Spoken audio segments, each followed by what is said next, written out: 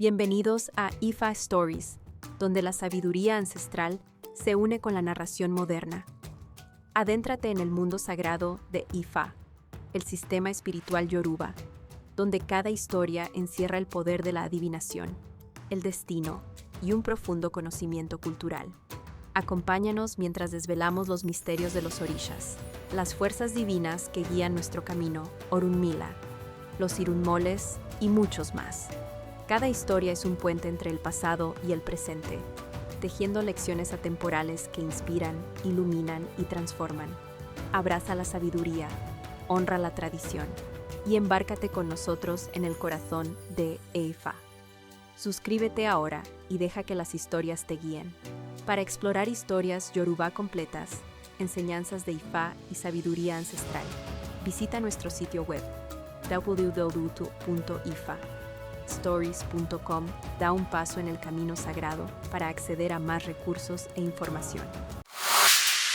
Cómo el macho cabrío se convirtió en el alimento principal de Esu. Historia. En lo alto de su prosperidad, todos los sacerdotes de Ifa decidieron celebrar reuniones en la casa de Eji el Emere, porque él preparaba banquetes para ellos. Tenía un molino de aceite de palma en el bosque, donde producía aceite de palmera. Aja, el perro, y Bak, el macho cabrío, eran sus dos sirvientes. Después de la adivinación del día, se le aconsejó no ir al molino ese día. Sin embargo, como se celebraría la reunión de los sacerdotes de Ifa, su esposa pronto descubrió que no había aceite disponible para los preparativos del banquete. Entonces, él decidió salir apresuradamente al molino para buscar aceite de palma para la fiesta del día. Antes de salir, les advirtió firmemente a sus dos sirvientes que no le dijeran a nadie a dónde iba. Antes de que regresara del molino, los sacerdotes de Ifa empezaron a llegar, uno tras otro. Cuando preguntaron a los sirvientes sobre el paradero de su amo, Bakabika respondió que había ido al molino. De esta forma, ignoró completamente la orden de su amo de no revelar su destino. Pero Aja, en cambio, defendió la imagen de su amo y acusó a Buko de mentir. Él corrigió diciendo que su amo únicamente había ido al matorral detrás de la casa a buscar hojas para un sacrificio especial de ese día. Aja salió sigilosamente por la puerta trasera de la casa, con un pedazo de tela blanca en la mano, para ir a informarle a su amo lo que había sucedido. Aja le dijo que había sido traicionado por Bikali.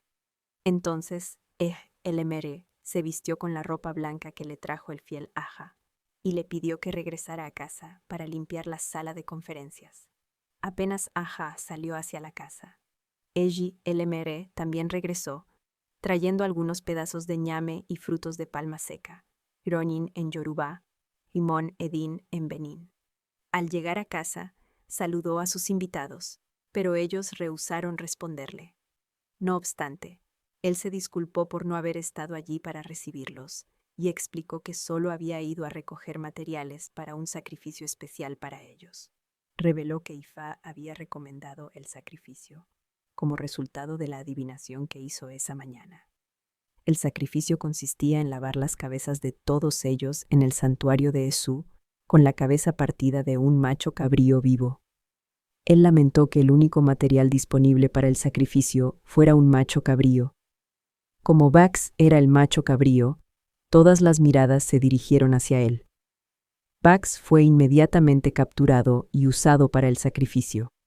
Este incidente explica por qué se dice que fue la boca del macho cabrío lo que lo mató. Desde aquel día, el macho cabrío se convirtió en el animal más utilizado para los sacrificios a Esu. Aja, o el perro, nunca es usado por Orunmila en ningún sacrificio, debido a su manifiesta lealtad hacia su dueño. Cuando este Odú sale en la adivinación, se le aconseja a la persona tener cuidado con un sirviente, quien podría estar planeando traicionarlo o levantar falsos contra él.